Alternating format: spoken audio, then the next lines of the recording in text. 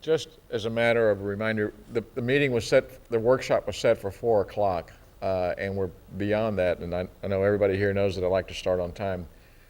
Unfortunately, I think some of the commissioners got a little bit delayed, and technically we can start at this particular point without a quorum, but I'd like to kind of wait for at least one or two more. There's Rose. Okay. How are you?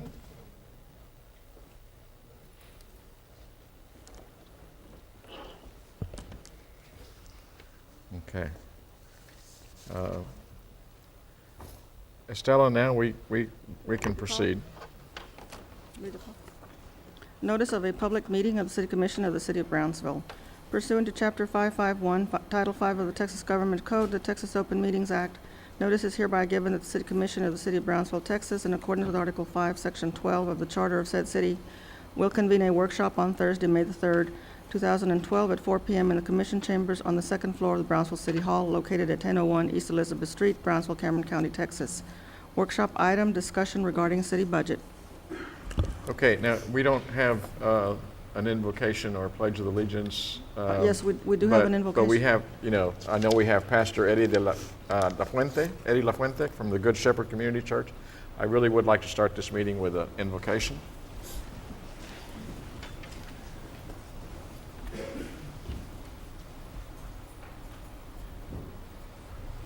Bow your heads, please. Heavenly Father, every good gift and perfect gift comes from you. You are a faithful God, and your mercy endures forever.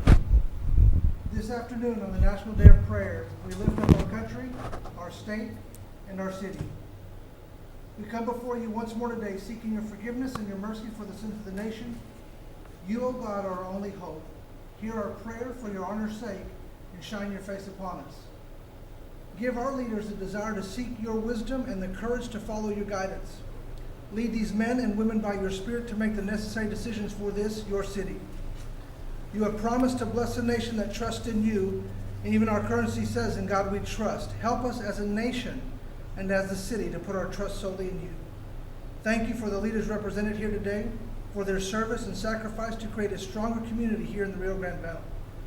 We give you thanks for all that you have done for us, and we earnestly pray that you will help us become once again a city and a nation whose God is the Lord. In the name of your Son and our Savior, Jesus Christ, we pray. Amen. Amen. Brad, there's also an announcement that's kind of off not on the charts, but I think it'd be nice for all of us to hear. This is the National Day of Prayer, as many of you have already heard.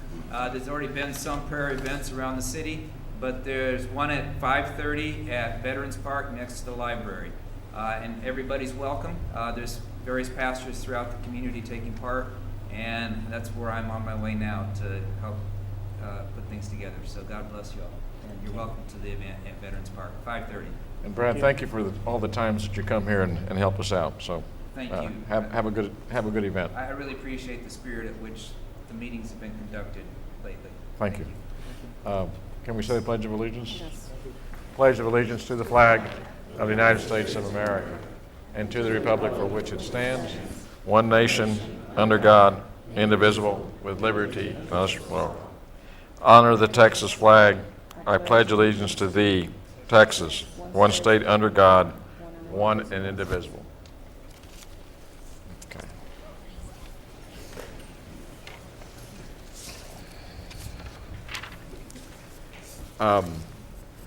I know that probably there has been some questions as to, and I hope everybody can hear me. I don't know if my mic is working,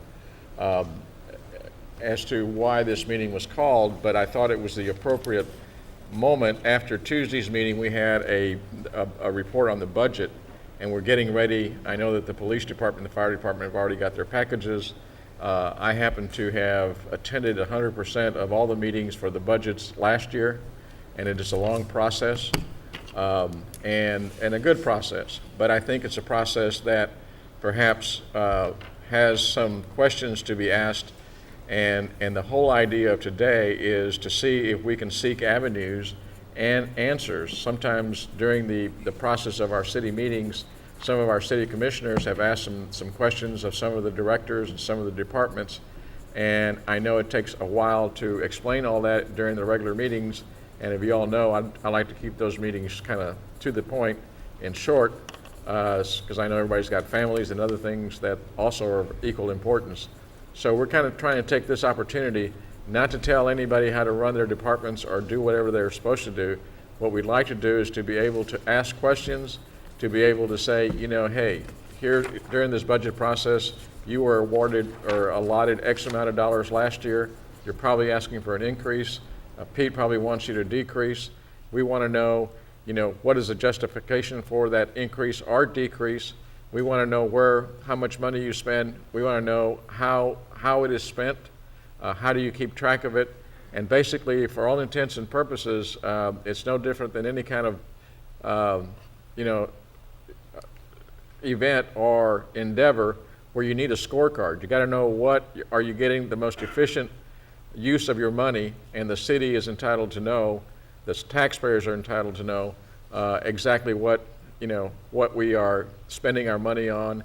And I'm sure a lot of you, it's not the first time you hear about, and I guess every administration hears, hey, what about our streets? What about the potholes? How come we're not doing this? How come we're not doing that? Is it a lack of manpower? Is it a lack of money? Is it a lack of equipment? How do we keep track of our equipment? All those things I think are pertinent to the running of our business as a city. So I think that we need to establish, first of all, I think we'll allow Pete to explain to us the budget process. Most of you have been through it, but it takes about 3 to 4 months. And basically, the whole inquiring minds want to know is, hey, why do you want some more money? I can give you, for instance, and I think Commissioner Gowan we kind of went through this process, and the grant writers last year, this is just an example. We find out that they actually needed more staff. It was like, well, our budget doesn't really allow for that. And so the minds that we were there, Rose and I were both there, saying, hey, well, what kind of monies do they produce out of these grants? What is the actual return on your investment? Just like I would in any corporation that I have.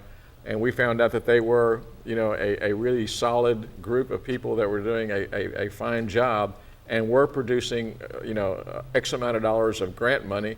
So instead of focusing their attention on having to do administrative duties, I think in the wisdom of Pete and Charlie and everybody else, they were afforded to get extra money to have an administrative aid, and they can concentrate their efforts on writing the grants, which they're very good at, and hopefully produce more money. And therefore, that's the whole idea. For all of you who may or may not have been in the private sector or have outside businesses, I know that John here has his own business, and we all run it that way. Otherwise, we still wouldn't be in business. And I think, Jessica, you do the same thing. Estella's got her law practice, and you've had your medical practice. So this is nothing new other than it's a nice time to visit the budget process. It's a nice time to figure out whether we can ask some questions and we can get some answers. It's a nice time to see. One of the other objectives is to figure out, because this process starts like in May. I think you all get your packets sometime May the 14th or 18th, somewhere around there. And then I spent last summer, and my assistant Sandra was with me, going through June, July, and August, and finally in September we got it all done. And that's a long time for a budget process, okay?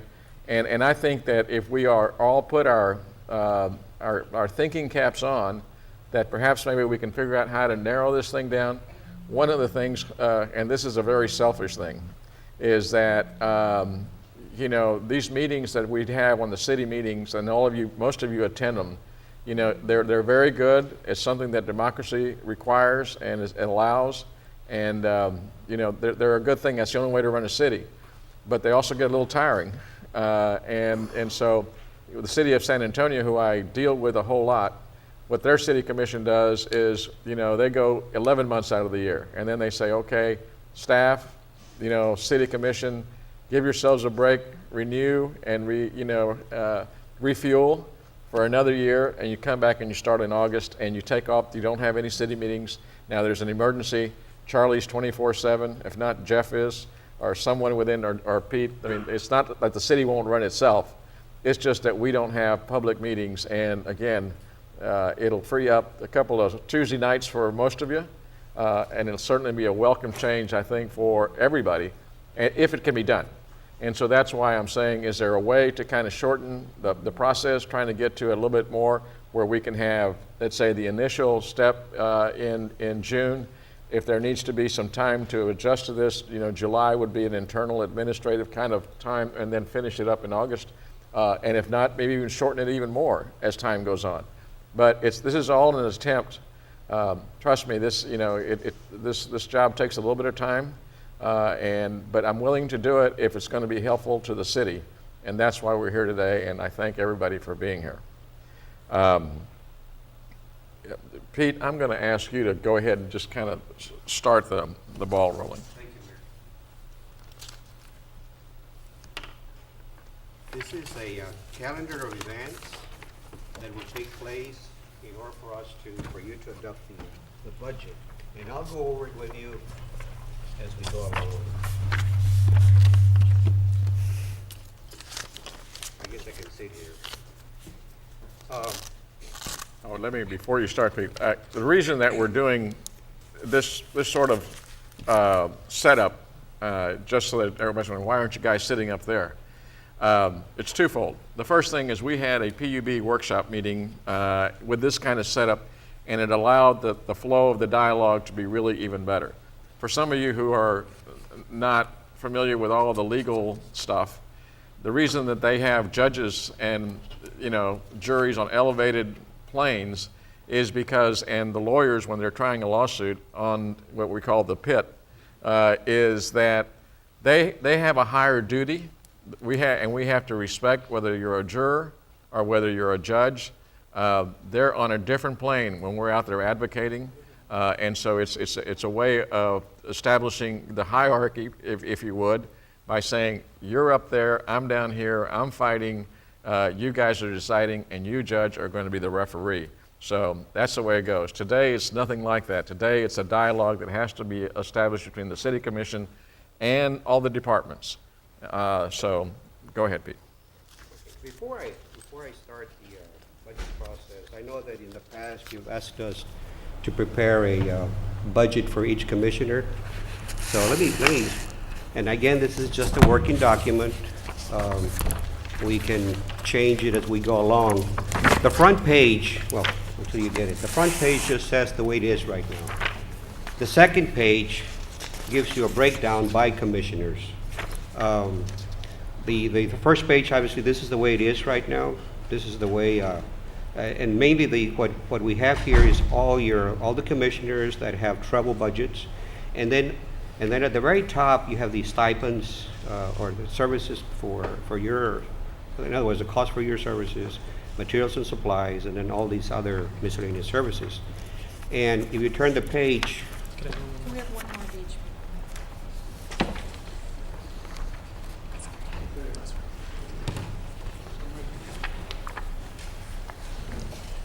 thank you.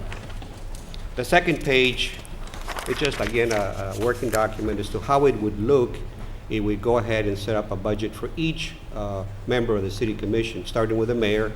Then we have Commissioner at Large A, at Large B. I'm reading on page 2. District 1, District 2, District 3, District 4. And that's the entire City Commission budget. And then the main one there would be the travel. The travel, the mayor, as in the past, gets $10,000, and then each of the other commissioners, $4,350. There are some commissioners that received auto allowance, and they're listed there. Not all of you have asked for an auto allowance, but it's in there.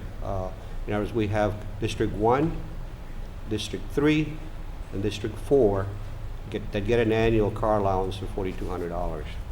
Again, we are starting the budget process soon, so in the meantime, we have enough time to make any changes between now and the time that the budget gets adopted. Let's go ahead and start with the calendar of events, the budget process. We actually, on the first one, of course, you got the the calendars on top so that you can follow this in an easier way. And again, this is to I guess, the budget planning and the tax rate approval. Beginning, we started with March 28th. We went ahead and because of collective bargaining, because of contracts, we started earlier.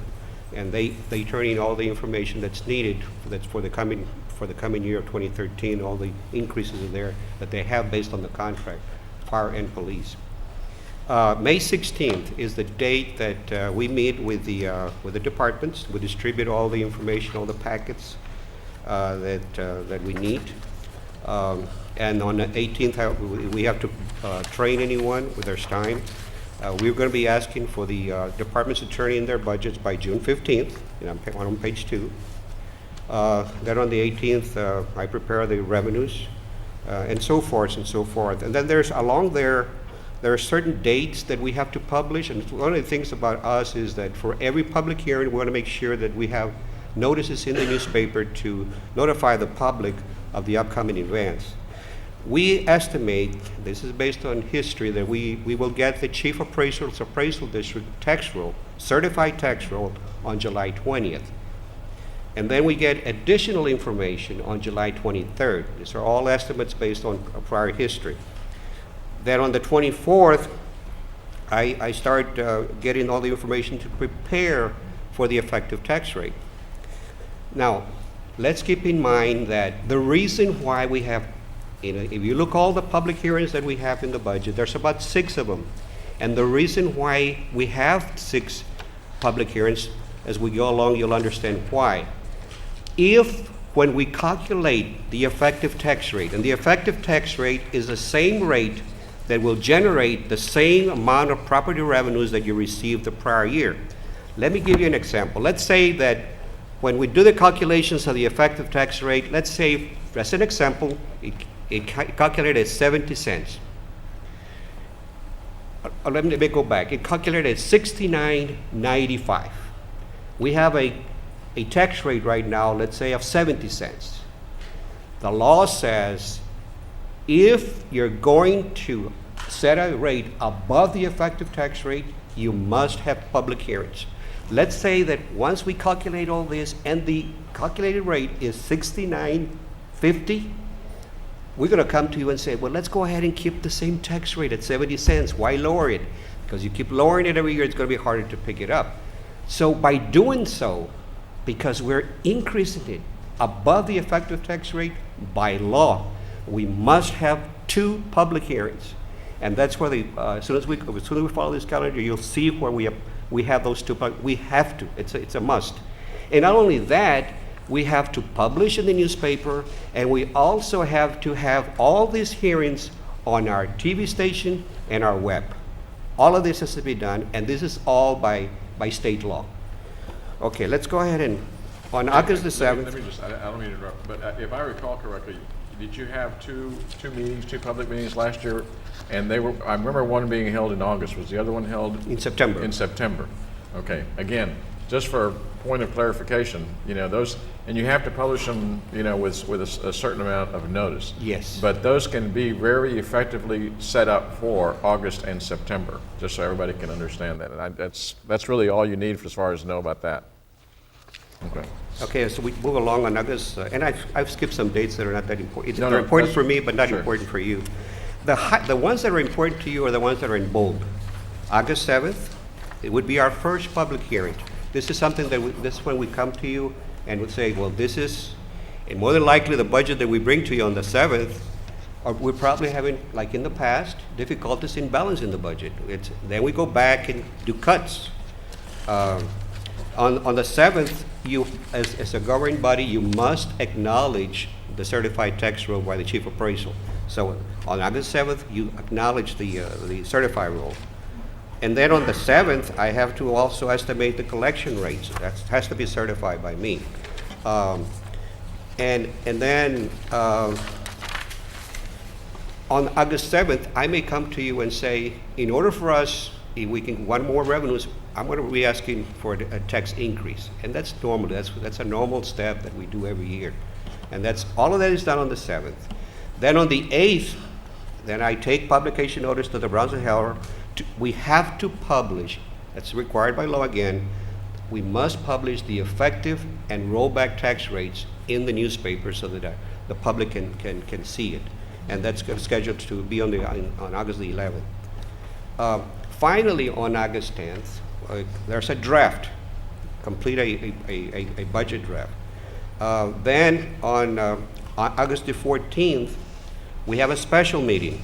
And in this meeting, if we're going to adopt a tax rate above the effective tax rate, I will come to you and ask you to set 2 dates, 2 public hearings, to listen to.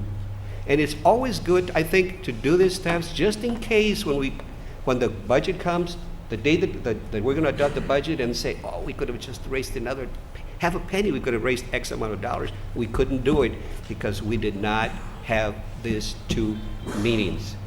So on the 14th, I tell you, set one for the 28th and one for the 4th. That's what's here. And then follow that, you have the city secretary publish the newspaper. I go to the web page. I ask Jerry Hatchcock to put it in the TV station. All of that is there, August 15th.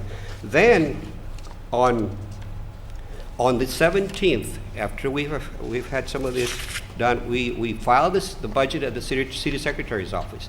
Now, before the budget, and this is by law, before the budget is adopted by the city commission, the city secretary's office must have a copy of the proposed budget for public inspection for 30 days, no less than 30 days. So it's a long process. I wish we could do it quicker, but it's not that simple. Yeah, no, Pete, and don't get me wrong. What I'm saying to you is the process of the scorecard, as I like to call it, that's the process that I'm most involved with, and I think that's where we fall in. You have to do your job according to the law, and we're not here to tell you anything different. You got to follow all the laws and the regulations. We know that by October the 1st, we have to have a budget in place, and that's fine. And you can do all those things, and you can follow all that. You know, if there's anything more boring than probably law, it's probably accounting. So we, you know, we would not, you know, I don't envy your job whatsoever. So, but what I'm trying to get to is the planning and what these commissioners, they have a duty, you have a duty to run the city, all of you. We have a duty to make sure you're doing a good job. That's where we come in. So we don't have the job of running the city. We have the job of evaluating what you're doing and saying, you know, are the tax dollars that you're collecting, and when you ask us for a tax raise or anything else like we did this year, we say, you know, there's a reason for it. And there's a reason for why citizens will automatically say, why are you raising my taxes? My streets look like, you know what? And they go like, what am I getting for my money? I mean, if you go to the store and you say, I want to buy $100 worth of groceries, you know, and the guy says, okay, well, you can have 3 cans of dog food, that's pretty expensive stuff, you know? So that's the whole crux of what today's about. So I appreciate the you know, all those legal things. I think that's your charge, and we're not going to interfere in any way with that. Okay, but now here's the process that I'm really like to focus, and I like the commissioners to kind of address the issues that you all getting from your constituency, whether it be streets, whether it be equipment, whether it be whatever.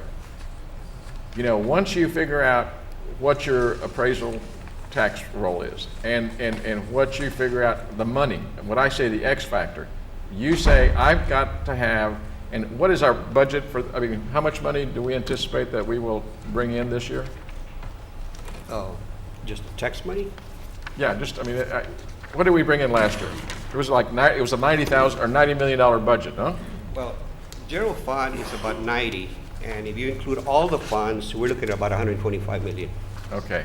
Explain to the commission, when you say 125 million, 90 goes into the general fund, where do the other, you know, 30? All the others are either self-supporting departments, well, not necessarily self-supporting, because you have BUS that's separate. They get grants, but they also have a local contribution. We have the golf course, it's a separate fund. We have motor vehicle parking system. We have the airport. All of those funds are separate. Then you have the convention and tourism fund. It's strictly for hotel motel tax. You put all of them together, this is about 125. When you heard the audit presented to you Tuesday, it came up to about 135 million, and that's because those include capital projects, bonds that have been spent, and it's already earmarked. Even though it takes a few years to spend all the bond money or the CO money, it's a multiple year expenditure. So that is already, when you when you issue the authorization for the bonds or the COs, you are really set the budget there, and it continues. So if you include all that, it's about 135 million. But that's another thing that we probably need to talk about also, is that for many years, we have issued certificates of obligation to take care of some much-needed equipment or much-needed projects. One of them that comes to being last year, for instance, we had the library. The library they had gotten all these grants for all these computers, and then they had to set up a separate separate building to house all these computers. They had a nice grant, but that grant required a local contribution. You couldn't just say, take it out of the general fund, because take it out of the general fund, that fund balance is going to decrease. So we came to you, we came to the city commission, we issue a certificate of obligation just to take care of that portion of the local share for the library, and right now, it's being done. The construction is being done right now. Public can see. They're going to enjoy those extra computers that they didn't have before. We also had 3.5 million in streets for street construction. Yes, we get monies from the CDBG grants, but we also need money for those areas that don't qualify for under CDBG. We issued 3.5. I've checked with the city engineer recently, and they have everything earmarked from this 3.5 billion for streets, but more than likely, they'll run out, say, by December or January of the coming year.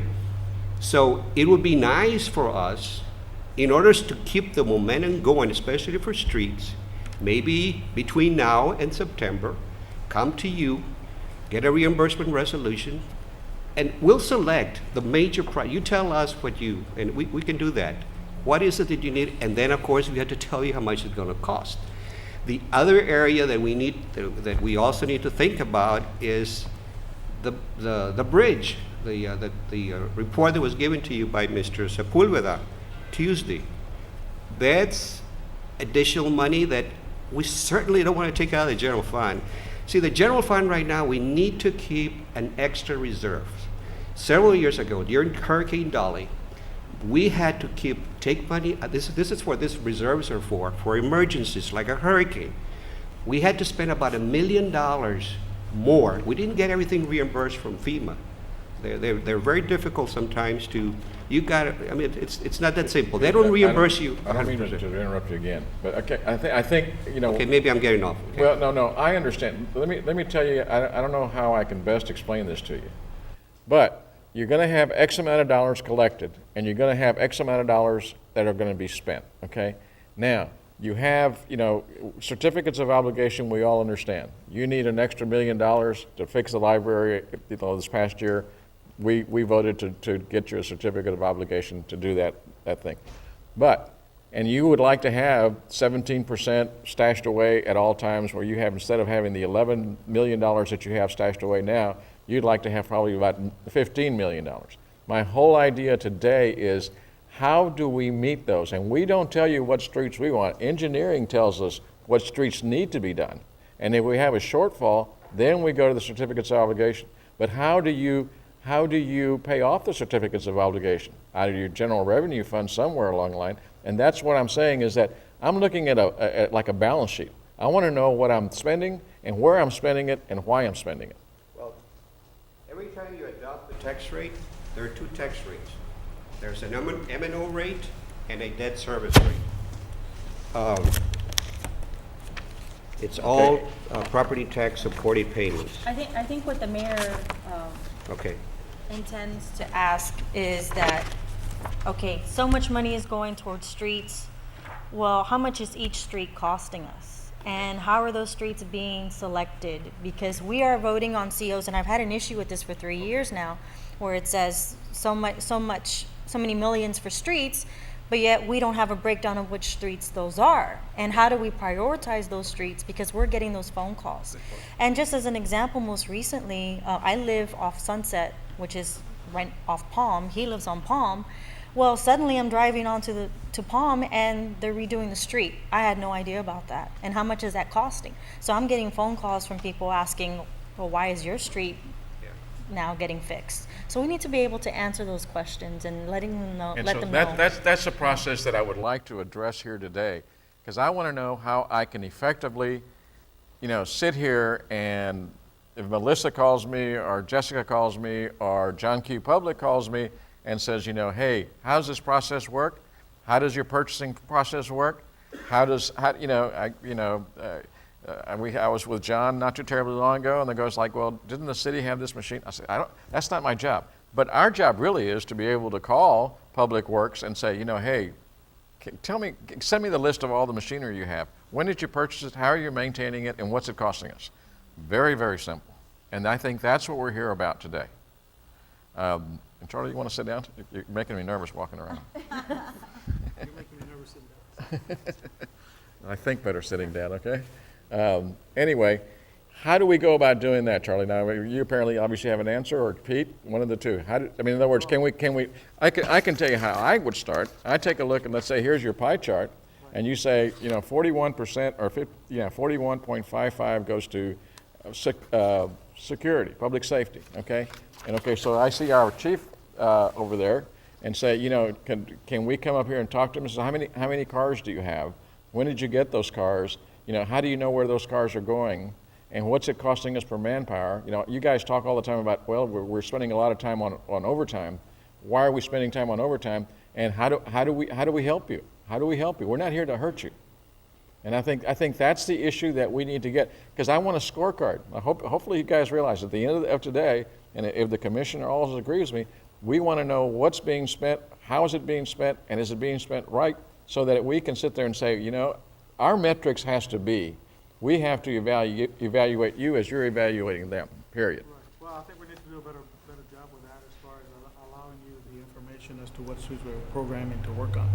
And of course, But let me ask you this: what is our street budget, and what streets are we going to work on for the next? In other words, there was an issue that came before the city commission that Commissioner Longoria had an issue with, saying like, we're trying to take money out of one pot because the manpower to do that street over in that area, it's not going to be done for 3 years. Why are we waiting 3 years? Those are the issues and the questions that are being asked. I think. And if I'm wrong, commissioners. No, that's correct, and the street was a big issue that coming into office, that a lot of the constituents had concerns. Right. And I know from the very inception of my coming on board was we were asking, provide us a list, put it online, because that will save everybody time, and we don't have to scramble about calling here, calling that department, because the constituents are calling in. They don't seem to be getting a response. See, and that's the first issue. And the second issue, and I think I speak in unison, we have the big loser. We have, the Complete Streets program, the bike and hike trail. And we say, the first thing we say is we're going to need X amount of dollars. Well, you don't have X amount of dollars. Well, why do we not have X amount of dollars? Do we not have a contingency fee? I know personally, in trying to get the downtown off the ground, is saying, listen, I'm trying to buy some stuff. I went to GBIC and got, worked out a deal to get some money. But we don't have, I think I've explained to you, and I think the public needs to know as well, is, most every other city has a leasing and a real estate, department, and they have an allocated budget. I know that until today, none of these commissioners, I don't know, I didn't know that I was getting anything, because, the thing about it is, I think everybody, when they first stop in and get sworn in, say, hey, here's your budget. Where's your staff member? Where's your office? And how much did you get to spend to go travel? And how do you pick out which commissioner goes to what convention and whatever else? I think those are the issues that I think are very pressing and are very, very, need to be addressed. passed out Yeah, we can certainly work on a that. draft of, we're gonna work on that. Yeah, no, And, but I think identifying this it- is a good draft to start working on. Right. But I think you need to hear from them is, why do I need this, or why do I need more, or why do I need less? And do we need a staff, at least one staff member that sits there and answers the phone for all of us, perhaps? We got all that, we're working on all that, Mayor, we got all the rough drafts on that. We're also working on the idea of having a real estate division, and we're gonna see how much funding we can put in that. All those are in preparation for the next fiscal budget. Well, that's what I'm saying, is Yes. that the reason that this is so appropriate at this particular time is, if we find that, I'm not trying to create anybody with a lot of, stress and headaches, but you know what? If there's money being spent that's not being effectively spent, maybe we can find a different place for it to be spent very effectively. And that's one of the things that all these commissioners, and I think John is Exhibit A, is, he goes out to LA and he really fully understands. But you don't want us to go out there and not pay attention to why we're getting paid to go out there. But he does pay attention to what he's going, and he realizes what every other city's doing, and he's bringing back some ideas to this community that are very helpful. Yes. That kind of borders on leads into one of my frustrations, which is that the administration, the commission, should have some input into budget direction. I'm not saying that we should tell you what to do, but if we feel that now that we know the city workings a little better, that we need better GIS equipment, let's use that as an example. And we believe, because we go to conferences and we read and all of that stuff, and we know the potential of this particular type of equipment, that perhaps we should start looking at saving some money every budgetary year for future technology or advanced technology, so that when the future day comes, we're prepared to be able to jump in and be able to use it efficiently like other cities do. But there's no room in this process for that. We can't say to you, well, we want to see some portion of the budget reserved for advanced technology, because if we do, the answer is we don't have any. Well, then tomorrow comes and we're not prepared for that advanced technology, and we're always falling behind, and that's very frustrating. When I didn't go to all of the budgetary meetings, but I did go to a lot, as you know, and it's very hard for me to sit there and watch all the numbers up on the screen and be able to judge if one particular department or another is working efficiently or not. I see a bunch of numbers, but I don't know. I'm not in that department every day. I don't know whether, I don't have any scorecard to look at. Is this department running at X amount efficiency, or are they accomplishing their goals? There's no transparency there, and that's very difficult for us to be able to sit and vote yes or no on whether Department X is appropriately funded. And what about keeping us abreast of departmental evaluations so Well, that's that we part of know? Yeah, and that's true too. Department evaluations, that's a big black box that we don't have insight into. One of the understandings I had about the scorecard is to identify the department's measures and things like that, and then we have a scorecard where we evaluate that performance. And we're getting all those things done as we speak. GIS, we have a committee right now that is evaluating what we need to do with that. Now, and we're going to work on that. So we've been listening to some of the things that you have been telling us, and we want to make sure that we work on technology as well, because technology is a big issue with us. Saying that, I mean, our computer system, not too long ago, I think Gail's here, our MIS director, to attest, our computer system was way, way behind. It was to the point that there was no fixing. If something broke down, it was gone. There was no replaceable parts for that. So we do have a system in place now that we can work with and enhance its technology, because our computer system is pretty well up to par. But you're correct. We always have to be looking to assure ourselves that technology is something we keep up with, because our computer system will then fall back. So we've learned a lot from. Here's a suggestion I may have.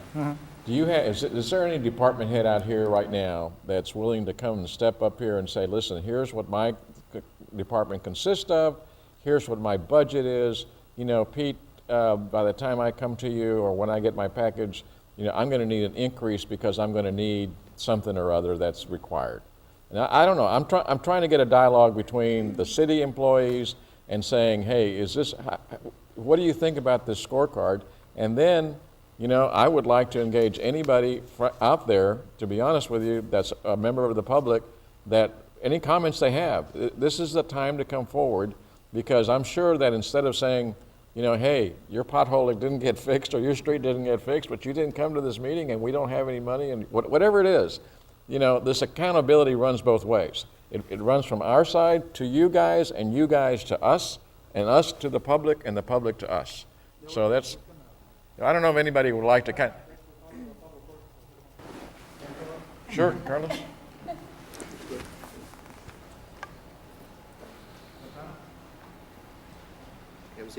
Right here. Oh, here, okay. Good afternoon, thanks. You guys all know Carlos Lastra, engineering. Yes. He's a very, you know, works with me a lot, Yes, okay? And Santana Torres, Director of Public Works, also, you know, we have a lot of interaction because obviously it's the on-the-hands Right. situation that you have. Go ahead, Carlos. Okay, basically, what we have, I mean, unfortunately, there's a lot of streets that need work. I mean, finding a street that needs work is not a problem. I mean, we have over 700 miles of streets in the city of Brownsville, not including state roadways like 802 and 1847 and all that. So I'd say we got about between 40 and 50% of streets that need total reconstruction. And I'm talking like removal of everything and putting it back in place. Just this week, Go we ahead, approved, please. yeah, we approved, or the commission approved a street project, Honeydale Road. That project came in at about, just the street portion came in at about 600,000, just the street portion.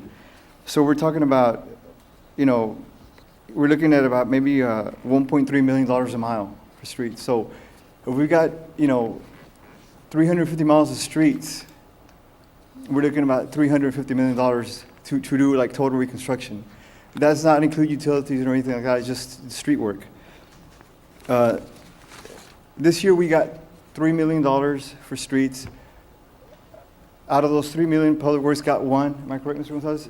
We got two. So right now we're on pace to use up that money by December, because Honeydale came in at 600. Los Ebanos, that was approved 2 meetings ago. From Old Dallas to the French Road, that came in at 417,000. So that's $1 million right there. We got the other phase of Los Ebanos from Paderes to Boca Chica. We're anticipating it's going to be around that, you know, around that much, about another, you know, maybe $500,000, a little bit more. And then we also got Jefferson coming up, which is from Palm Boulevard to Central Boulevard, and we're looking at about, you know, another over $500,000 just the street portion. So right there by December, we should have those $2 million, you know, used up. I think Commissioner, I think we approximated it a few years ago that if we have to go out on contract and have contractors work for us on some of the streets, and really we rely on engineering to make that call, we spend like $1 million per mile. And if I may add, on our public works side, our maintenance, it takes us about $218,000 for do a mile. You know, right now we're at 12 and a half miles, and we're projecting at least about 20 miles for this year. So right now we're almost at $2 million that we. let me ask you this. And again, I don't mean to step if you want to.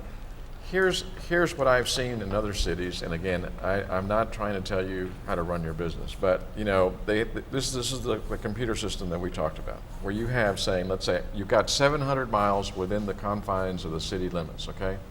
You know, you realize that you should have, you know, how often, I mean, the Department of Transportation, I happen to be intimately familiar because I have relatives that work in our engineers. You know, they can tell you, hey, it costs you X amount of dollars per mile. It costs you, you know, and you got to do it, let's say year one. You won't have to maintain that street for another 10 years. Exactly. They all have the projected, sort of like the shelf life of, you know, chemicals. And so you go, this is how long it's going to go. But by year 2020, you're going to have to at least go maintain it. In other words, it's no different than a vehicle. It cost me $20,000 to buy that vehicle. It's going to be good for 5 years. But if I don't tune it up and change the oil and do all that stuff, and that's going to cost me X amount of dollars. Do we have a computer program that does that for us? Currently, no. No, we don't. Is there? What's that? We have tracking software for it. I mean, there's You wanna come? life cycle of the street is anywhere from about 12 to 15 years when you have to do that maintenance that you're talking about. What Santana has started is crack sealing, and that program is what targets your streets at 1 to 2 years of age, which will save us money to try to catch up with the deficiency we have. And isn't that, I'm sorry, Estelle, you know what I'm Do we use that, the crack sealing? Yes, ma'am. Yes, they do. Yes, we do. Last year, we did 55 miles, and this year, we're looking to do it at least 55 or more. And that's maintenance. That is maintenance, yes, sir. Wasn't Or- there a contract that was somewhere out there for trying to do the maintenance on those? The rejuvenation? Right. Is that the same thing? No, ma'am, Is that that is the- differently, What something is that different. used The for? What's reju, the purpose of that? which one, ma'am? The What's the rejuvenation? difference between that and the sealant? Explain. All right, the crack sealing is to prevent any moisture going through the cracks. I don't know, like the hike and bike trail, ma'am? Which doesn't work. Well, no, we. sorry, we- I'm no, sorry. No, we tried crack sealing and because it's too I much. understand. It's way out. Tolerances. That's, I'm Yes. sorry, I All right. apologize. Okay, thank you. And the We have to insert a little humor here because Yes. I tell you what, No, we all. we had huge problems like that on Pablo Quisel. When Pablo Quisel was done, the country club, it's the type of soil that's out there really causes a big, huge problem with those huge cracks. That- usually, Let Just, him just, in, let him yeah, in. Usually, let's go ahead. what happens, Defense mode. yeah, during the age of the street, it deteriorates and it dries up and it just starts to crack and brittle. The process of this rejuvenation was to apply a oil-based product that would adhere and make this asphalt bind back. Not to perfect it, not to make it last for another additional 10 years, but to give us time to get some monies from, and at least save it for at least 2, 3, 5 years. And are we using that? Well, we intended to, but apparently it all stopped. But that was our We're- intention. Our goal now is to go in-house and do as much of this in-house as possible. No, and I understand, but the problem is that we're not moving forward. No, we stopped. The transparency and the accountability that we should be having for these projects getting done, at least I don't feel that we're seeing it. And so if somebody comes and asks me, what is the city working on as far as streets? I don't know what to respond to them. We don't. And, okay, the tracking, go ahead. And this whole process and rotation of which streets you're gonna do first and how long they last and all of that kind of stuff that you're talking about. I would believe, I think that GIS equipment can make that whole process a lot more efficient. Definitely. So that you're more efficient while you decide and do this work. So that's an example of where if we put aside and made room in the budget, how you make room in the budget, that's your problem, Right. okay? But if we tell you, you know what, this really will make your process more efficient so that either we end up doing more roads in 1 year or the roads last longer so you don't have to keep redoing them and spending more money, then that's an area that we should be looking at. The second point I would make is that when you and Carlos and I have had this discussion, when you redo the road completely, like you said, rip it all out completely, Right. you're gonna have to paint it, right? Right. You're gonna have to put the stripes Striping, back on yes. it. So what is the collaborative work going on there and that you're talking to traffic Yeah, and so we health work- and parks to see, okay, when I put the paint down, I'm either gonna put the stripe here or here. Well, if you put it to where there's no place to walk or ride a bike on that road, and then later somebody comes along and says, you know what, why doesn't that road have a bike lane? Then the answer is, well, because we can't afford it. No. Whereas if you had thought about it proactively, then it wouldn't have been any more money. You'd still have to paint Right, the and road. we're doing that now. As a matter of fact, we just finished paving at Boston Road, and Robert's crews are going out there and going to restripe that. No, I know that now. So we work closely with the traffic department. I on know that. But on a also regular we have to put into basis. What Don was talking about, your greenery, your landscaping, that kind of stuff, Okay. because we have to incorporate all that into See, it. Carlos, I think what we're hearing, and I may be wrong, but I told somebody, so I'd like to be a student of what's going on, is that we need to address these issues.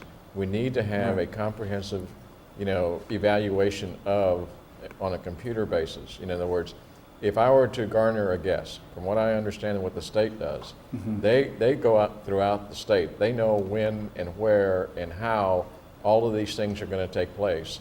5 years ahead of time, if not Right. even longer.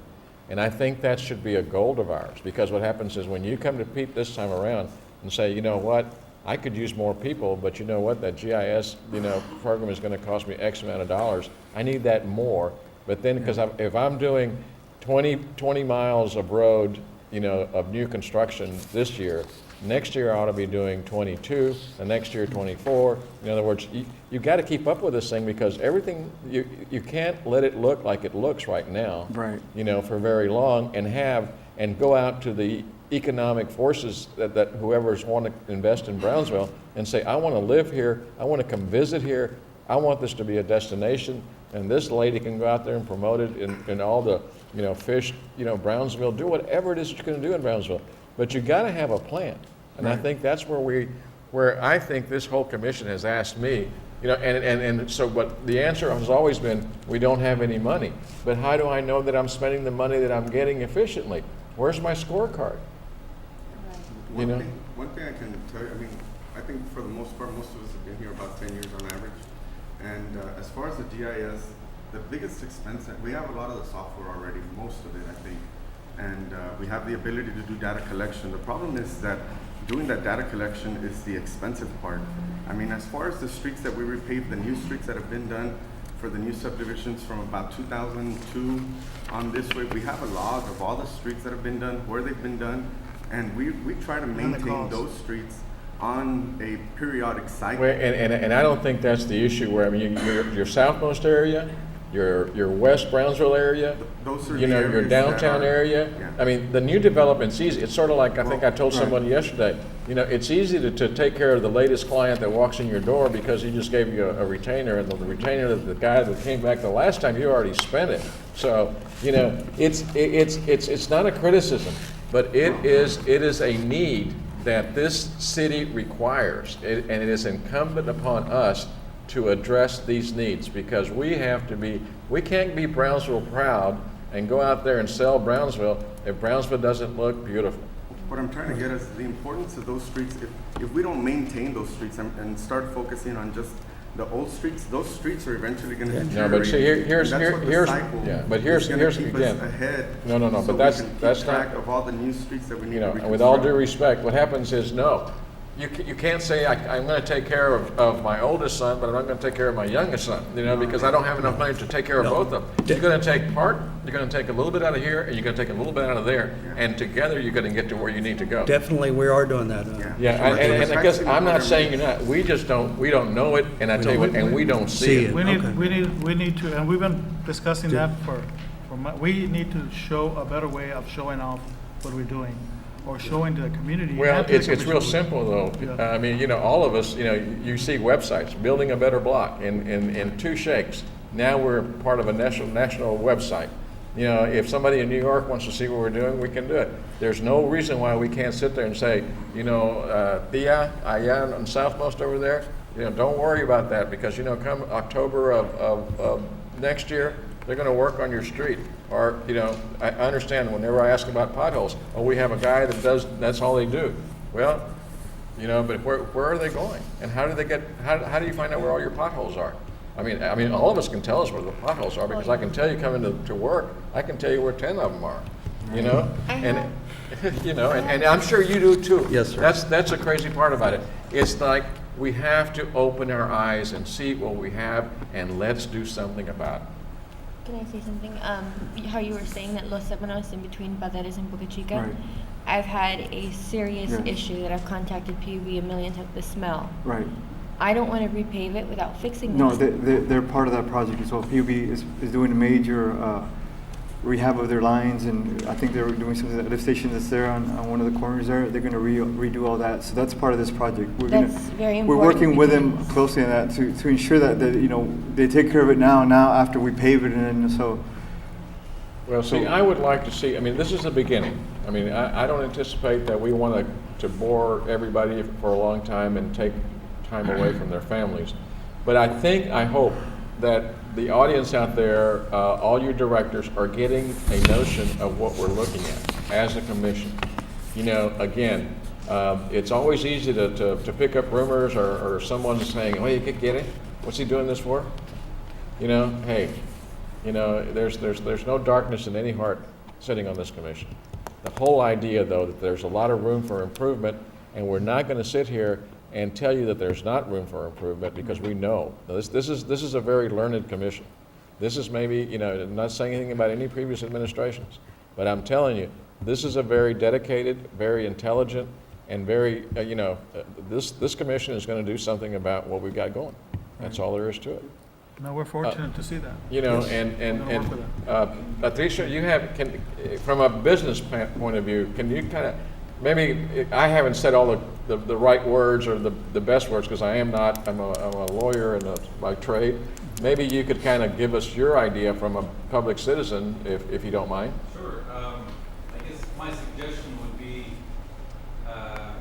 come June 15th, when you have the budget documents that are due in the office, perhaps a suggestion for the department head is to look at it as a proposal. So not only am I requesting $12 million in public works, or $40 million in police department, or $20 million in the fire department, but in exchange for that $12 million or $40 million, what am I offering the citizens of Brownsville, right? And perhaps that'll give the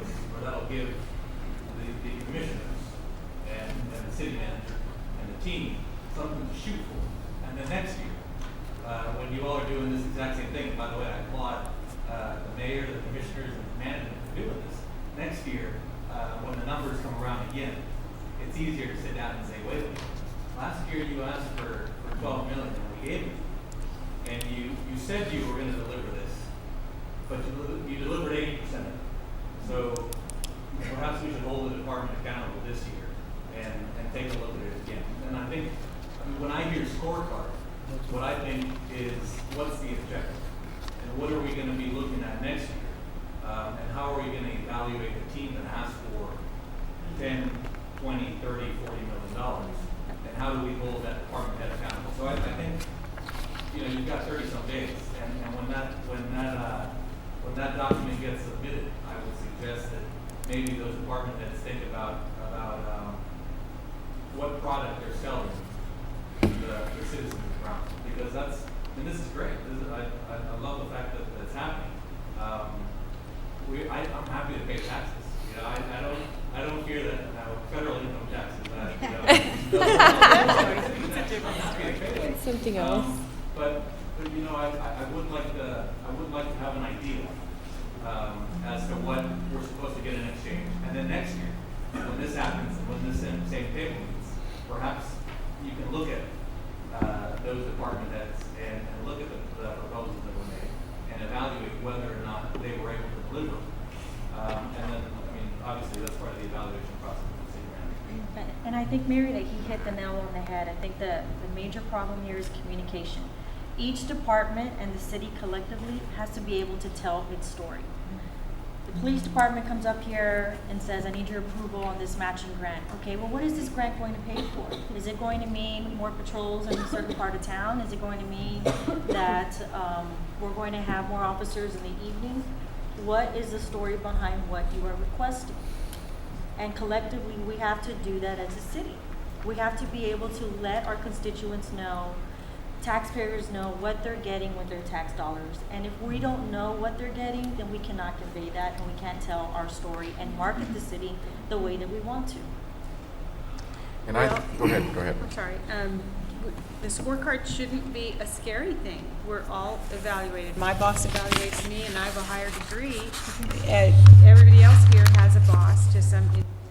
Run your own business, but I'm sure that your father and you talk about your profits and receipts and what you should change every single year, if not maybe even every single month. So there shouldn't be a fear of a scorecard, rather a welcoming to see, am I operating as a department or as a person within the city at the highest level that I can? If you never get a report card, then how do you really know that you're doing well? That would be like going to school and never having to take a test. Well, how would the teachers really know that you learned the material? So a scorecard that's transparent, that the community can see, that we can see, makes the whole process, number one, transparent, number two, accountable, and that whole budgetary process should be aided by knowing that that what did you get for the money that you gave, just like Mr. Sampaio described. And here's a starting point also. I think you should try to, a couple of things. You know, we need to, the city organization chart, you know, needs to be kind of revamped. Engineering ought to be with Public Works, and I mean, the related departments ought to make sense, because one's related to the other, whether planning and zoning or however it is that goes, but it's got to be related. And I think that some of you can kind of give us a hint as to how that's going to happen. I think as a city commission that we can also say, you know, what is of great interest to you? These are the departments that perhaps maybe you're the one that gets to see this. I mean, we get to see all the report cards, but you know, somebody, you can't possibly think that I mean, you're into wellness and you're into traffic and bike and hike. You know, some of the things that are related to the things that you're very interested in, I think we can kind of say, you know, Commissioner, would you make sure, so that we can kind of distribute the workload. The two things that you're going to look to in every department, the first thing is your manpower, and the second thing is your equipment, whether it be computers, whether it be machinery. You know, how do we know how many, you know, what I call collop machines do we have? Whether we're doing streets or we're doing whatever, sidewalks, whatever it is that we do. I mean, I keep telling you guys about, you know, if you watch television, especially when you're, I don't watch television except sports, but they talk about this McAllen Gymco, and you have like a bar card or a bar number on every one of your pieces of machinery. That AT&T's got that program.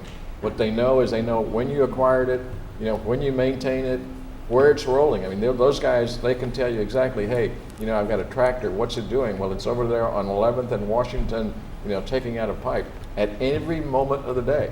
That's why I'm saying technology is so important to run the city, and organization is part of it. But I think those are the focused areas that every department needs to take a look at. Their manpower, their equipment, computers, you know, how is your technology?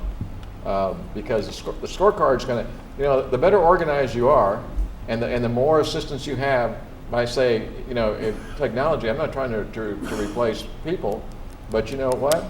You know, there is a place for technology so that you can work more efficiently, and you can report back to all these. I mean, punch a button. I mean, you can sit there and say, I don't know about John, but I mean, you know, we can punch a button in 2 seconds and tell you a profit and loss for the year on my law practice, whatever it is. And it's not very profitable, I'll tell you that much. And I would add to that, if I may, collaboration, because of the projects that I work on and have worked on, they're usually very, very, very, very cheap.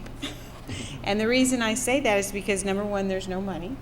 And number two, we work very hard to produce a program that is more than the dollar sign attached to it, because we go out and find partners. We try very hard to think outside the box and find partners. There's a program with Resaca Restoration that we just met with the grant writers about, that began as restoring a Resaca, but in the end, if we get what we're aiming for, we're going to get every neighborhood around each Resaca done having a beautiful park with an active space, sidewalks and ways to walk or ride your bike to school, a youth build program with efficiency monitored every single month or every single 6 months, so that you can take something that you, if I had come and said, I need $1 million to redo this neighborhood, you would have said no. I would have not asked, because that was just way outside the budget.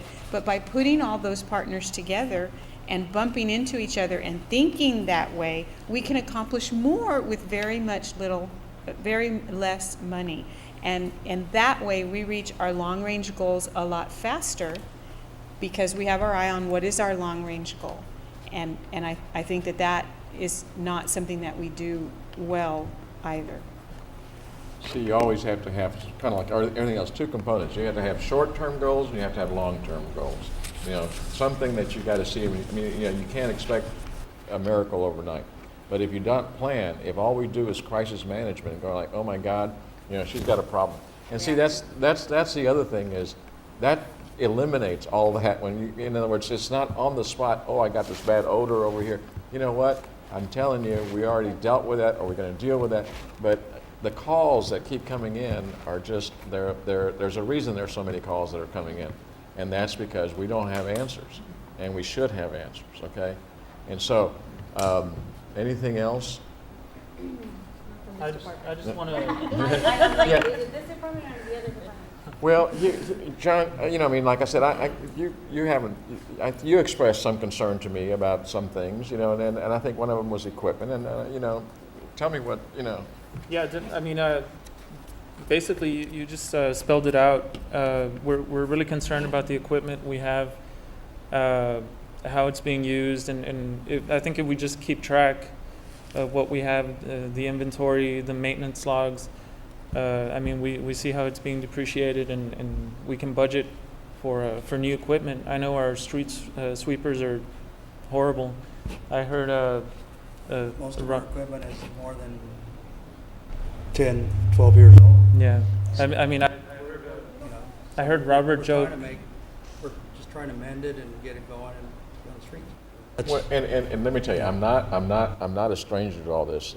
God rest his soul, when Mr. B was, running the school district, I mean, we did it the same way. I would go with him to school bus auctions in Falfurrias and buy, third-hand buses, and we didn't have air conditioners in those buses. Half of our schools didn't have air conditioning, but now all your buses are air conditioned, and you have all your classrooms are air conditioned. So I'm not oblivious to that. But what it tells me, though, is that if all our equipment is 10 or 12 years old, we're not doing something right, okay? And that means that we have to have, it's sort of like saying, hey, we can take care of out there, we can't take care of here. No, we got to take a little bit of care over there, a little bit over here, and with a little bit of planning, because if you just wait for your car to break down before you go get it serviced, you're in trouble, guys. Yeah. And so, y'all want to hear from some other department, or is there some? Wait a minute, before we get to. I'm sorry. Sure.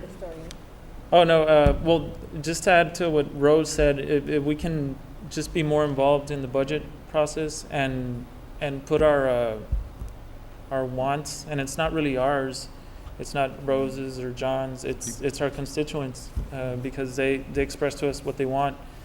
Now, I know I was very fortunate in this last budget to have very supportive constituents that said, hey, if we need a tax raise, we support you. So that helped a little bit.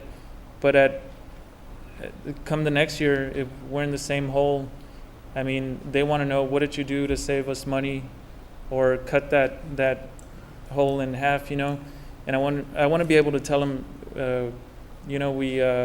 we did an audit and we took these measures, or we made these changes in processes, and it was worth it.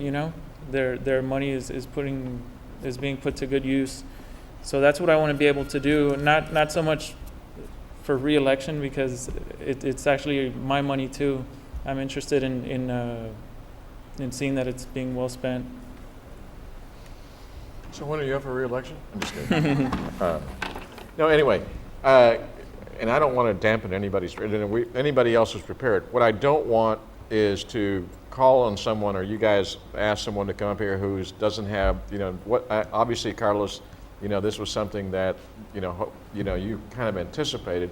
I didn't call anybody. I didn't tell Charlie I'm going to do what I'm going to do. I wanted to discuss the budget process in relation to the efficiency of the workings of our government. And so I'm happy to listen to anybody else who's prepared, regardless of what our wants or lack thereof. If somebody else wants to speak up, we'll invite everybody. We're not going to go forever because, like I said, we've got to keep it interesting, and finance is not interesting, but it's essential. Lenny? Thank you. I'll be glad to go up there. Okay. Thank you. Thank you, guys. Thank you, Mayor. We appreciate, Carlos, hearing us out. you guys keep working hard. Thank you.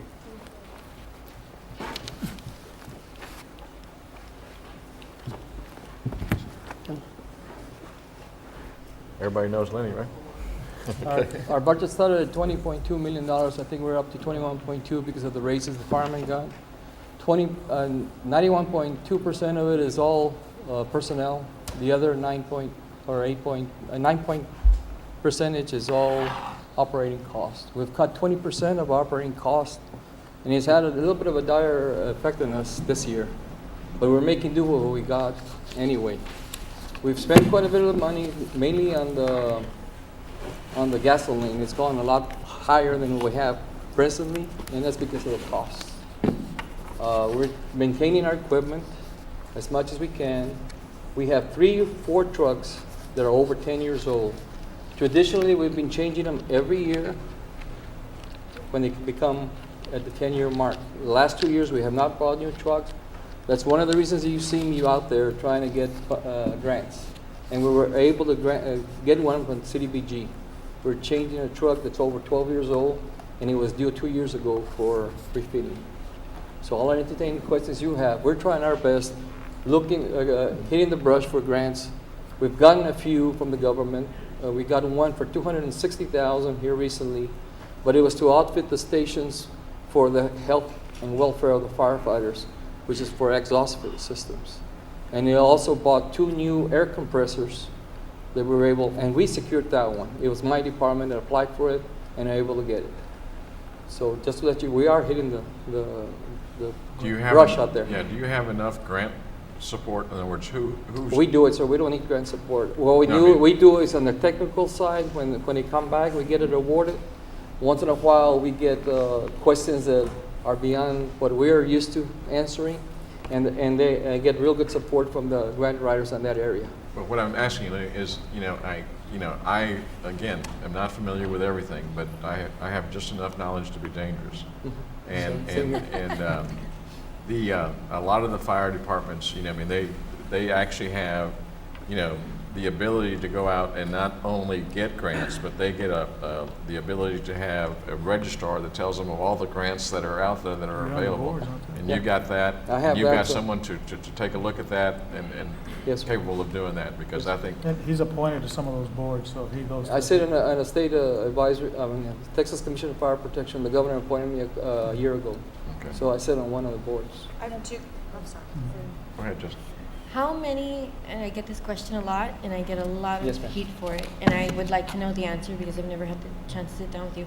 How many active ambulance do we have serving Brownsville right now? We have 6 of them full-time, Monday through 7 days a week.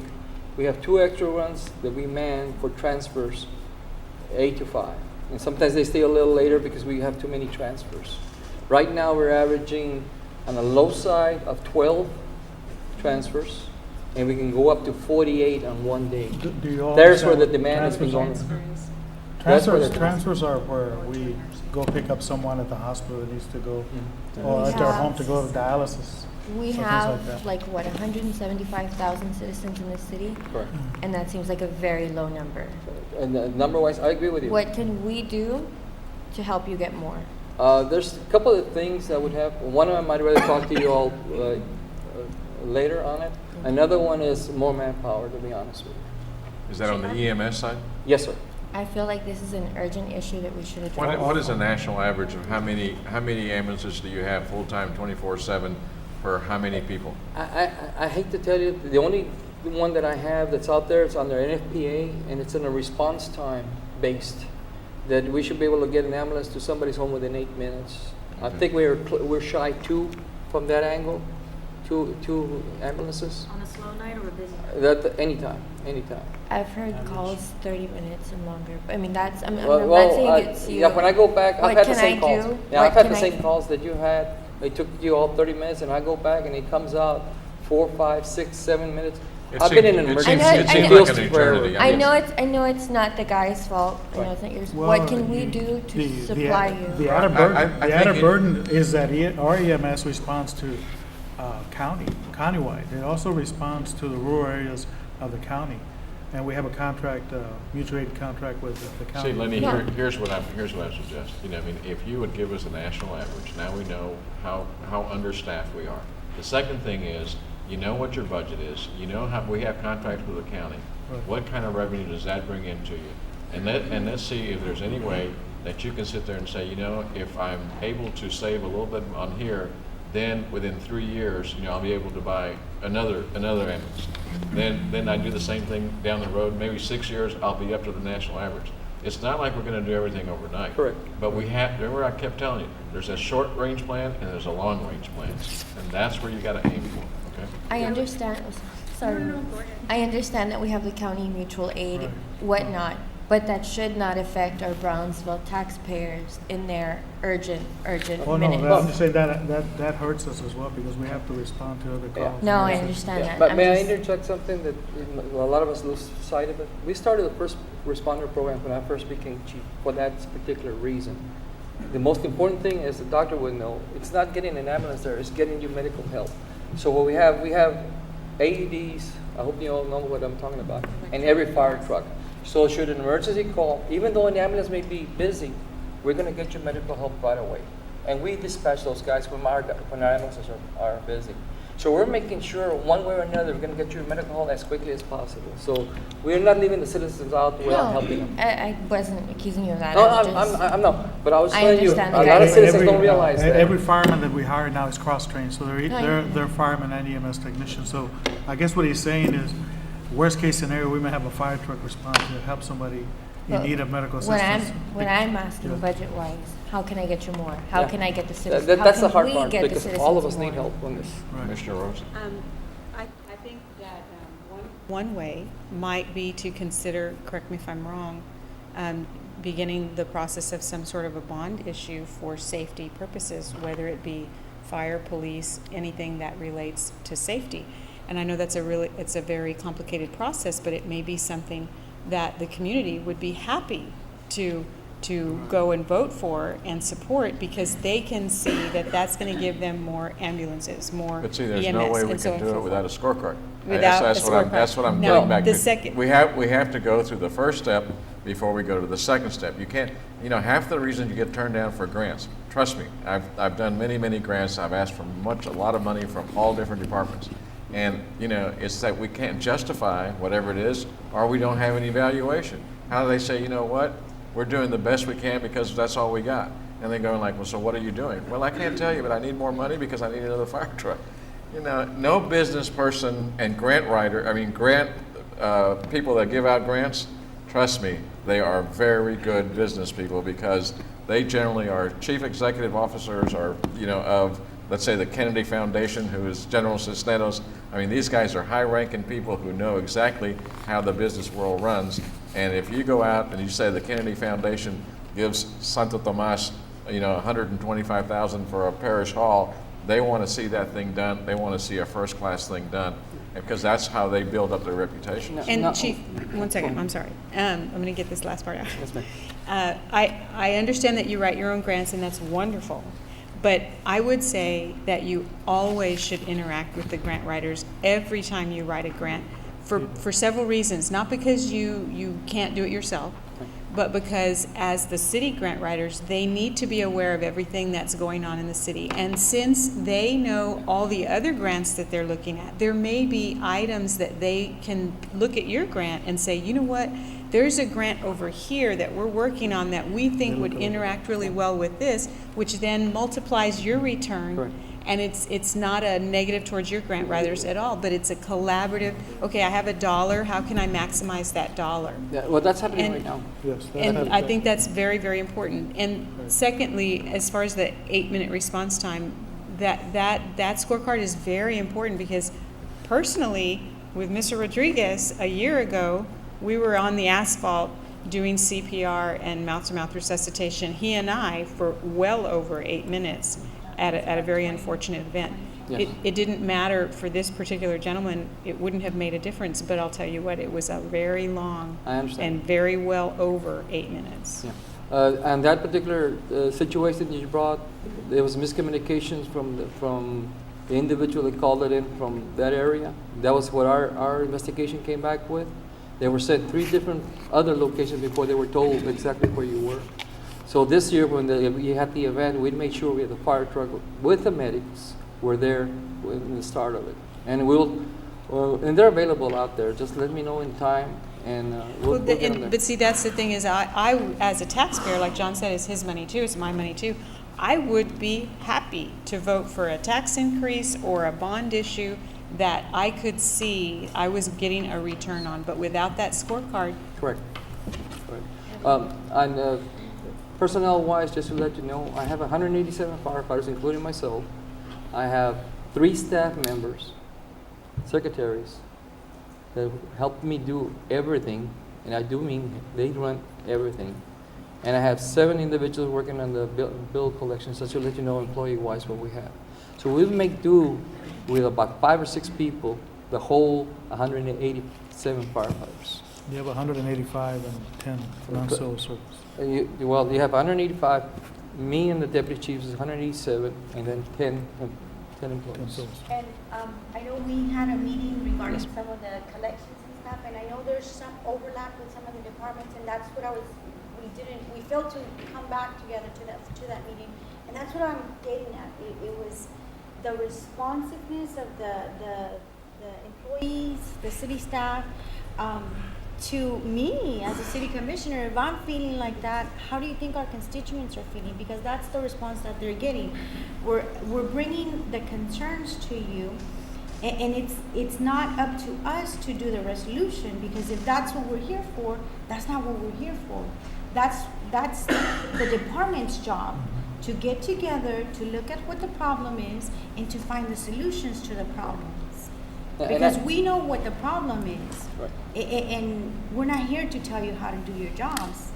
And I agree But the responsiveness to what the concerns are, what the problems are, is not there.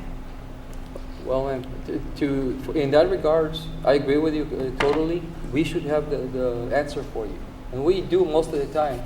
This particular issue is when it's not beyond my control, because it's not my department, the only one we overlap with, then we have to get within the same page. We try to follow, when we set up something, even with another department, we follow through with what we say. The hard part is when the other department doesn't follow through with what they do. And again, I think we've talked about this ad nauseum in other respects, and that is trying to get all the departments to be able to communicate with one another. We're one team, we're one community, and we're one commission. And so we need to work a little bit on that, because it's easy to blame Rose for not doing something, but it's better to kind of laud the whole commission for doing it correctly. So, and I'm not going to say anything more than anything. What I'd like to do, and with the commissioner's permission, Lenny, I appreciate it. Carlos, I appreciate it. I think you're getting a flavor for what it is that we're looking at. And if you want to go home with one thing, on your mind, think scorecard. Think scorecard all the way home. And whether you're with Bus, Andrew, Norma, anybody else here, think scorecard, okay? And then with that in mind, I think that, Charlie, what I would like to happen is a little bit of a revamping of the organizational chart where you're working on it, but I'd like to have a timeline for that, so that within 7 days from today, you have a kind of a proposed different organizational chart. And I propose, Pete, that one of the things that we need to have, I know that you guys, everybody's stretched thin, but I think, I've seen this organizational chart for I don't know how long, even before I was mayor, and I've seen this assistant city manager being vacant forever. And I think that is a essential part of what we're doing and what we need to do. Keep that in mind, guys, as far as your budget process is concerned. But let's see where our needs are. Let's see where our deficiencies are. Let's see where our strengths are, and see how we can shore up whatever else that we need to have that vacancy filled out. I think would be of utmost importance to the city. And unless somebody wants to take this out a little bit longer, when we get that organizational chart, I would invite all the commissioners to say, listen, this is my area of interest, and I'd like to divide everybody to say, hey, you take a look at the area of interest that you have in the departments that are within that interest, and let's get a little bit more collaborative with each one of the commissioners individually who wants to participate, and then so that we can kind of divide and conquer, as so to speak, and then try to figure out another budget workshop, maybe 30 days from now, something like that, not to interfere with whatever timeline you have. But again, don't forget, scorecard, think about it, and once you get that organizational chart, let's not wait for the next meeting. You can send drafts of what you got going, your personnel, that way you can have notebooks, whatever it is that you've got, and break it down into different departments so that everybody can see. And like I say, we may, just like you have overlapping interest, I may have overlapping interest with what she's got or what Stella's got or Melissa's got, and then she may say, I have an overlapping interest in what you're looking at, so here's this notebook, you take a look at it, and I take a look at hers. And so that way we can kind of, we know we can collaborate. Remember, I think my latest, pronouncements are, collaboration, cooperation, and communication are the things that make a good organization work. So unless somebody's got an objection, guys, it's about 5:30. Actually, there were at least 4 of us here that wanted to have a discussion on purchasing procedures, but I don't know how long Well, that's going to take us. is purchasing here? Yes. Okay. Robert, go ahead. I don't mind. I really don't. I don't want to get.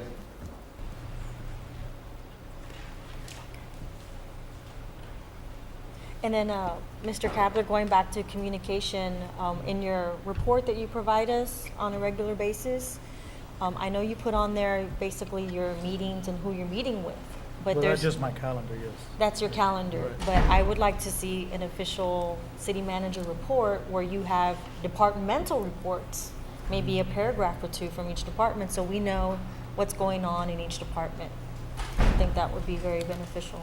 I always feel like a stalker when I read like what he's done all week. Okay. Well, that was Okay, something you that have was Robert requested Luna, by the- who's the director of purchasing. Again, Melissa, there's a conversation that you'd like to have. Some of us were interested in the purchasing process and what the status is on audits and how often the process is audited, how often and what the threshold is with as far as dollars and what needs to go out for bid and what doesn't, RFPs, just some basics and an update on the audit. Well, we currently, last week, we got an audit from FDA for the bus department. On the audit, on Friday, if I'm not mistaken, we got the meeting with the results of the audit. It was okay on the procurement. There were a few findings, but they were on other.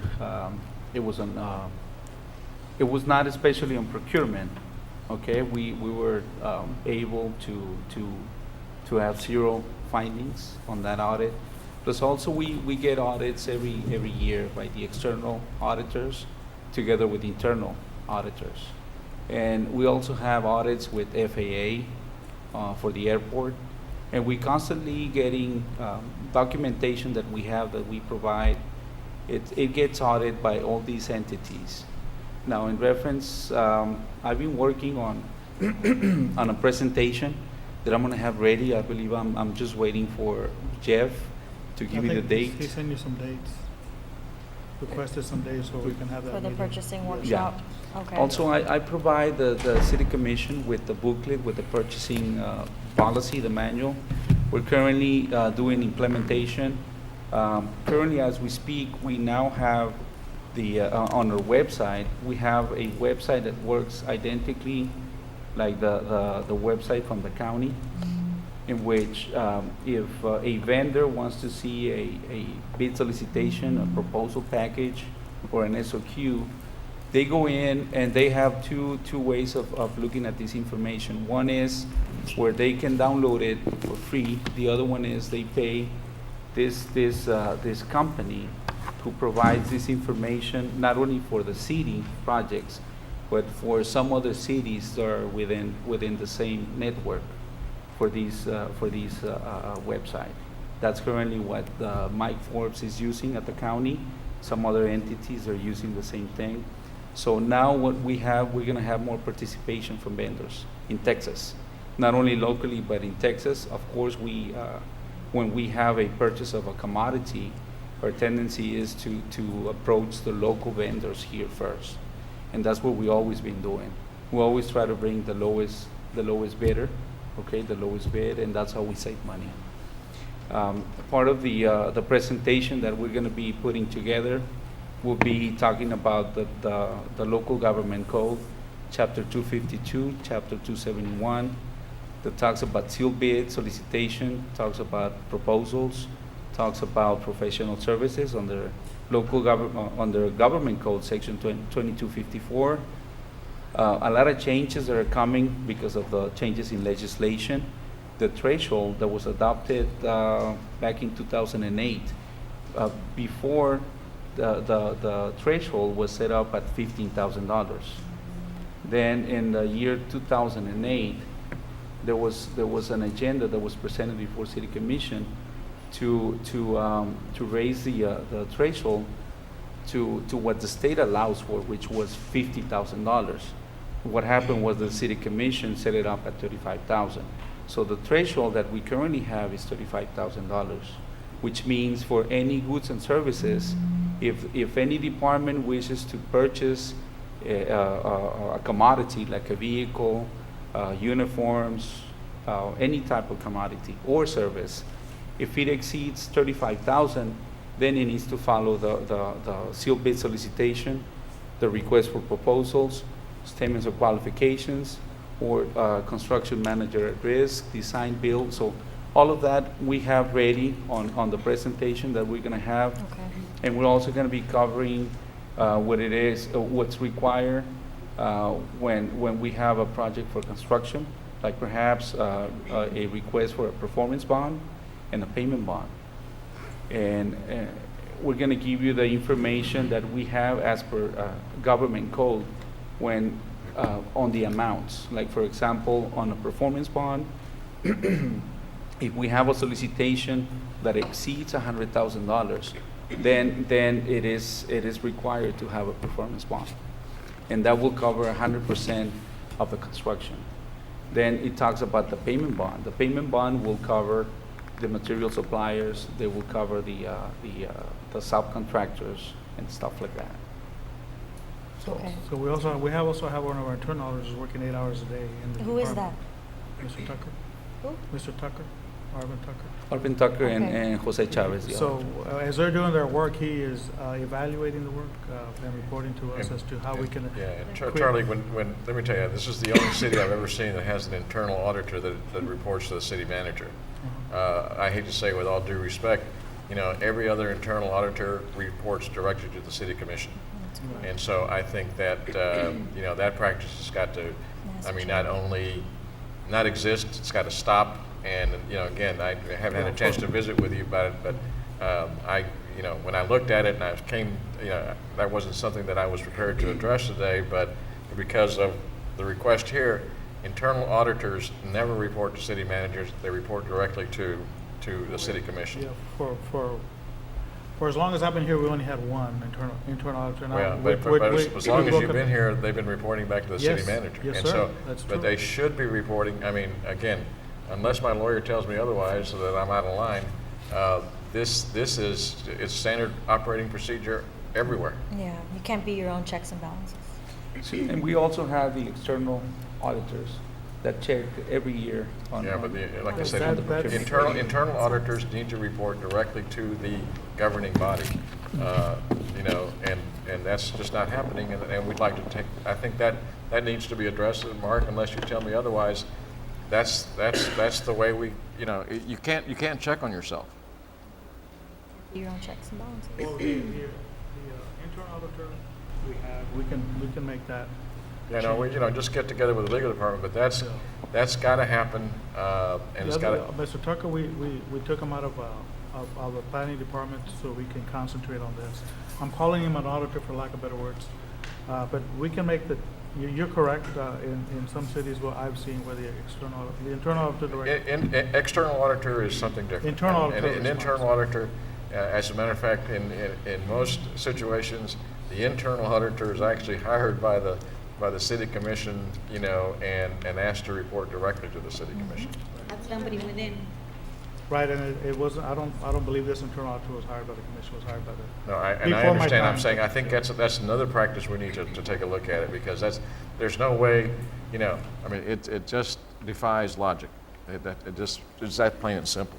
I think the other thing that, Robert, that I would like to take a look at, whether it be professional services or vendors, in a nutshell, and for whoever the commission that wants to take a look at it, I would suspect that I would like to see the different vendors or professional services, you know, the guys that get, you know, in other words, if you have 5 lawyers that you're working with, I want to know, you know, how much all these 5 lawyers have made, you know, and so that I could take a look at the guy. You know, we don't have a way of looking until we pour through all this stuff if there is some firm that is getting a disproportionate amount of the business, whatever it is, versus someone else. It may be that person may be the only qualified person, or that may be the only way, you know, like, for instance, a bond counsel. Those are hard to find, and they're very expensive. But, you know, in the long run, if I have 5 accountants or 5 lawyers or 5 whatever, and I'm utilizing one firm 10 times more than the other one, I'd like to figure out why. I think we're all entitled to that. I think if we're gonna hire an outside attorney to do some kind of work, I think it really falls on the city attorney. We don't. Yeah, no, I'm just. That's just an example. I'm not suggesting any particular profession or anything like that. I'm talking about professional services, and I'm talking about, you know, vendors, because what happens is, you know, with all due respect to everybody, you know, there's just not enough hours in the day to sit there and pour over all of this to say, okay, well, I can pick out this one and, oh, you used them again that over here. Give me a synopsis. And that's why I say that could probably be done with a you know, punch of a button. Can we get a sheet of all of the businesses that we've done business Yes, ma'am, with? on the rotation list. And then amount? I think when you come back with the organization, with whatever report you got, we can do 2 things. We can also have a workshop, informal workshop, without the necessity of, you know, in other words, without the necessity of a formal meeting, or maybe just get a couple of commissioners together with you, the ones that have the greatest interest in that particular field. And so, and the other thing is, you know, I don't concern myself with $35,000 and under, but I would like to be informed as to how many of those contracts do you have? Do you have, you know, three $35,000 contracts with the same contractor, you know, whereas opposed to having to come over here for the $100,000 contract that it was originally set for. The way Pete broke down our activity, can we see that on all of our vendors? And Yeah, even if it's 35 and under, we still go out and get proposals for that. Well, I understand. I'm just trying to, you know, I think Melissa is really interested. I think Estella was also as well. I think both those 2 commissioners, I think you should get together with them and let them be really well versed in the procedures that you guys are implementing, so that whenever we come over here to the city hall meetings, you know, we don't have this thing about, well, I'll tell you later, I'll tell you tomorrow, or I'll table the motion. Let's get efficient. Okay. Anything else, guys? Any other questions? The other concern that I have with some of these vendors was who's checking on their work. They can't be. It goes back to you can't have your right hand checking on your left hand. I mean, you can't have yourself checking on yourself, or their internal people checking on their product and how well it's functioning, or they're evaluating themselves. And so that really concerns me, and we need to address that, and how are we going to do that? And I'm not too familiar with the processes, but what I have observed, I am concerned that we are doing that. And I think that's the reason why I'm suggesting depending on what that, the work is. Yeah. Well, For example, if we're doing street work, our engineers and their staff will go check on the work to ensure that it was being done properly, either by testing, depending on what they're doing out there. Yeah, but Robert, this is going to be a great opportunity for you to address with these.